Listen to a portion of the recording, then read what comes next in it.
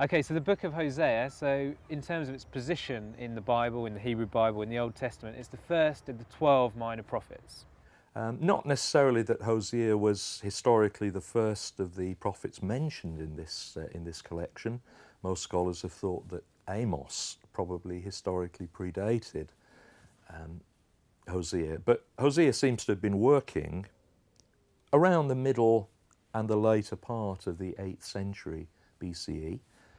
So it's not clear who actually wrote down the words because it's a report of Hosea's life, the prophet Hosea's life, and what he speaks to Israel. He is addressing the northern kingdom of Israel, as indeed Amos does, but the difference seems to be that Hosea was himself an inhabitant, a native of the northern kingdom, as Amos wasn't. You've got to remember that this is at the time when Israel as a whole has been divided. So you've got the northern kingdoms, which are referred to here as Israel, and then the southern kingdom, Judah. So Hosea is working or talking, speaking, delivering his message to the northern kingdom. And it's likely that his prophecies, may be given over quite a number of years, take us down to around the time of the fall of the kingdom of Israel to the Assyrians in 722 or 721 BCE. So we can tell just from a few details in the text. The opening, for example, says, "The word of the Lord that came to Hosea, son of Beeri." Oh, that can't be right.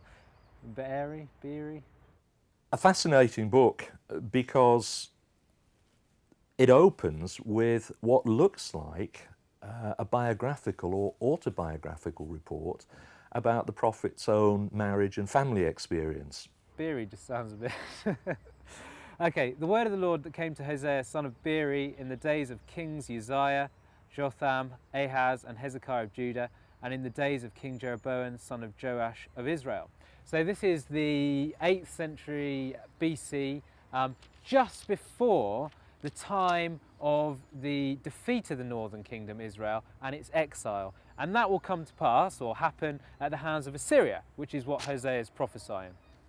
The first 3 chapters speak about how Hosea believed himself commanded by God to go and marry a prostitute called Gomer. So Hosea, if you like, is mostly a prophecy foretelling the destruction of Israel because of what they've done. And one of the main things that Hosea is critical of, speaking the word of God, is their what seems to be adultery. And adultery is going after, in this context, going after other gods. So rather than Israel's God, going after pagan gods who, as it says here, they're not powerful. There's only one God who's powerful. They're prostituting themselves, if you like, by going after these other gods.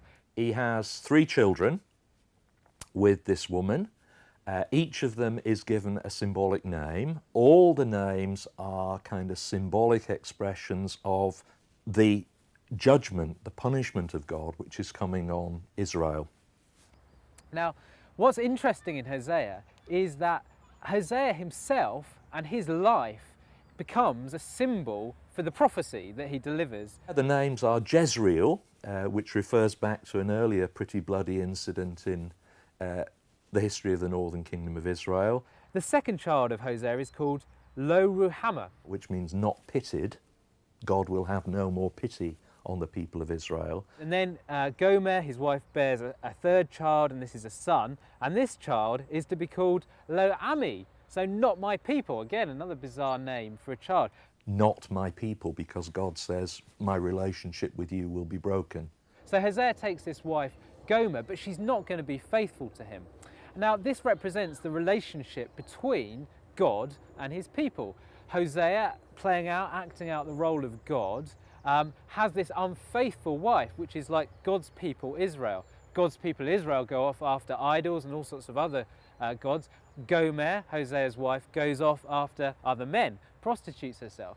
Very often the first 3 chapters of the book have been taken as though they presented a kind of straightforward chronological account of the events of the prophet's marriage. Whether or not this is just kind of a biography of Hosea that adds to the prophecy, or whether he's actually a figure who has this adulterous wife and has these children, that's not clear. But what we read is that a bit later on, when Gomer, Hosea's wife, commits adultery, he takes her back. So he says, okay, you've done that, but you come back to me for a time, stay with me in private for a time and become my wife again. So again, symbolic for the relationship between God and his people. Though they're going to be exiled by the Assyrians, Israel's going to be taken by the Assyrians, they're going to be spread, the Israelites, all over the place. They will eventually be brought back. So that's the relationship between Gomer and Hosea again. But after that, we have less biography, so less about what happens between Gomer and Hosea, what happens to their children. So after chapter 3, we hear very little about that. Instead, what we hear is Hosea's message to Israel in terms of straightforward prophecy, if you like. Very much the sense within the book that God's love for Israel, even when Israel is punished, even when Israel is disciplined, as we might put it in this way, yet that is not the end of God's relationship with Israel. Even though God can say that Israel is not my people anymore, the relationship has been broken, yet nevertheless there is the promise, there is the hope for the future. So by talking about the biography, so Hosea, his love for his wife Gomer, despite her unfaithfulness, this, if you like, adds a way of understanding God's relationship with his people. And this is, so it's seen as profound, it's seen as like a love that a man might have for his wife. So that's a way of understanding God's love. So in chapter 11, we have this almost sort of human expression of the words of God. Chapter 11, verse 8, "How can I give you up, Ephraim? How can I hand you over, O Israel? How can I make you like Admah? How can I treat you like Zeboim? My heart recoils within me, my compassion grows warm and tender." So though we've had a God who, it seems, is intent on punishing Israel for what they've done, and we hear some quite graphic descriptions of what will happen in Hosea, at the same time, Hosea describes this God as one of a love that we can sort of identify with as a human love, as a man loves his wife, as Hosea loves his wife, despite his unfaithfulness. So God here, it seems, is longing to bring back his people.